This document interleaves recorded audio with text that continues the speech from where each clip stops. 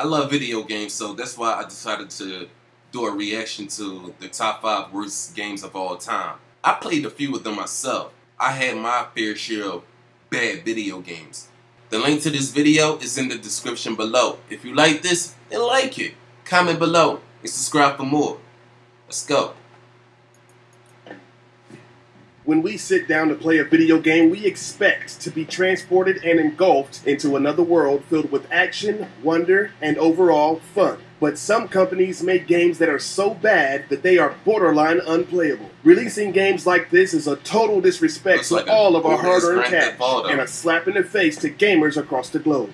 Today, we take a look at the top 5 worst games of all time.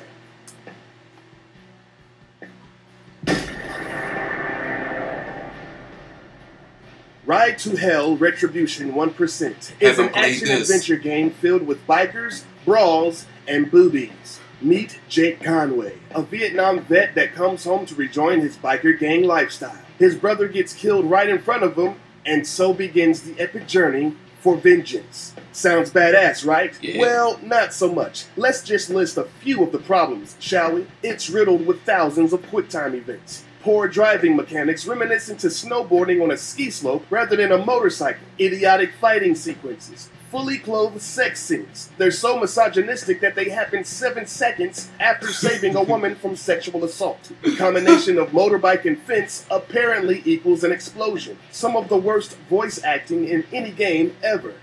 Oh, Suki Suki. Oh, wow. The soundtrack is so mind-numbingly repetitive. Cutscenes are just that. Scenes that are cut so abruptly that you don't even know what's going on. On top of all the insanely bad gameplay and story, this game is the ultimate glitch fest. And to think that this game was released in 2013, after 5 years of cancellations, reboots, and redos, this was the end result? I would rather hock a loogie on dry pavement only to watch it bake in the hot sun on a Tuesday afternoon than to play this festering corpse of a game again.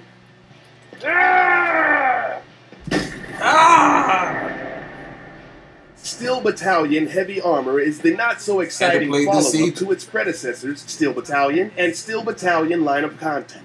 The first game features a controller that had lots of buttons to help you maneuver your mech, but it cost $200.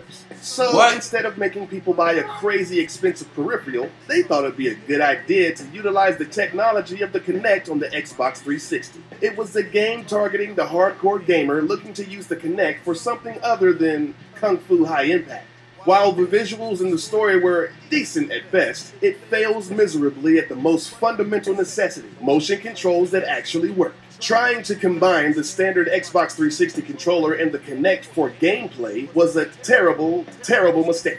Heavy Armor has been widely panned by critics and gamers alike and is considered unplayable due to the inability for the Kinect to accurately read the player's movements. If you've ever played this game, you found yourself screaming, "No!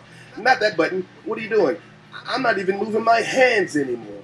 Flipping switches and pulling open vents required you to slow down and act as if you're miming it out to a child. And there's no guarantee that that would work either. Playing this game is like writing on a chalkboard wearing slippery oven mitts. Sure, you'll make some marks here and there, but trying to write your name is just frustrating and unbelievably difficult. What breaks my heart the most is that it's made by the beloved company Capcom. No, yes, not Capcom. You failed us all. Mega Man, Lost You failed us all, Capcom. For shame. Superman 64 is the bane of the DC gaming enterprises. Yes, even worse than Aquaman. The very first stage is a barrage of rings that you have to fly through. Wait a minute, I did play this before. Difficult because the controls are horrendous. Once you manage to get through the rings, the on-screen instructions... This was a bad video game. Barely remember it, but it was bad. In order to comprehend what was just displayed. After you piece together what to do with those 2 cars from context clues, guess what? Another ring maze. There are a total of 5 ring mazes in the first stage alone. Second stage, glitch-tastic. You will fall through the floor or go through a wall. And after that, oh yeah, more rings. You are inundated with ring flying for the entire game. It's basically a series of unimaginative mini-games and flying through rings. This tedious, boring, bland game is joyless and barren of any entertainment value. I'll be honest with you, I never made it past the 4th stage. Most people after the 1st stage put this one away, and some people put it out of its misery. Yeah, I would have burnt this shit. So. The Cheetah franchise was an epic fail in an attempt to capitalize on the fame of the Teenage Mutant Ninja Turtles. The first game premiered on the Action 52 multi-cart. It featured 51 other games that were truly horrible and unplayable.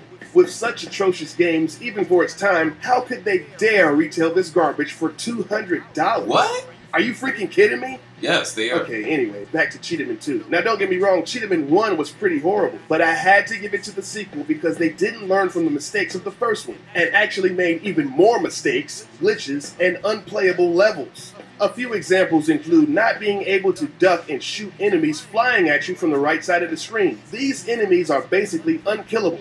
Immortal. All you can do is jump over them. And some of these enemies come 2 at a time, so you have no choice but to take damage. The game used picture steals from the first game, because they were too lazy to create something different. It has 3 level 3s. 3 of them. The first level boss is just some dude running to the right the entire time. On another level, after you manage to defeat the monkey mutant boss, the game can't go any further. It's just you jumping around doing nothing and reset button. This game sucks, but it wasn't intended to be released. It was found in a warehouse and was included on the second Action 52 multi-cart by the publishing company. Now that's just dirty.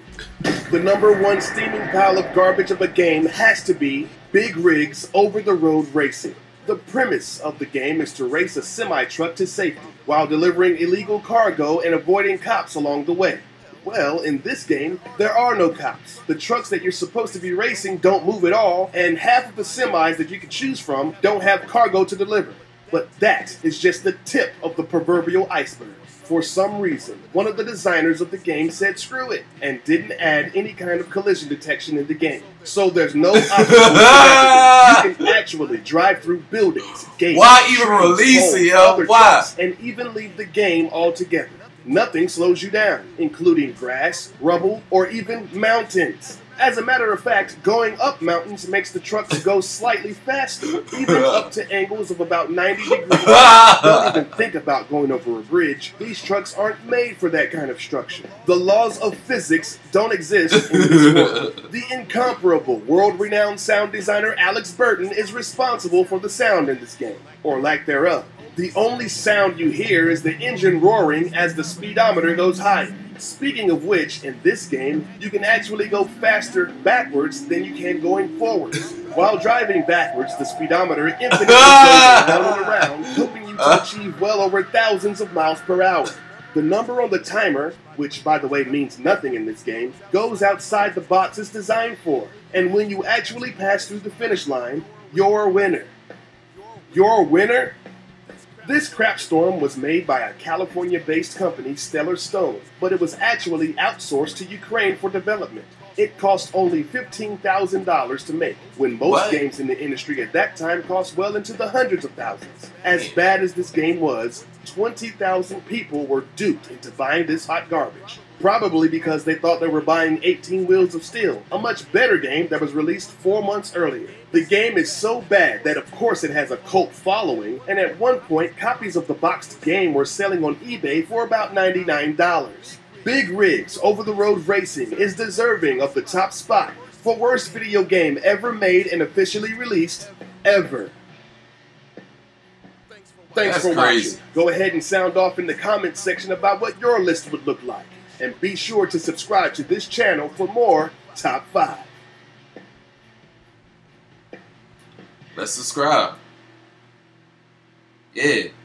But those were some badass games, man. I would have been highly frustrated, irritated, and extremely upset if I paid for those games with my mom's hard-earned money. But, peace.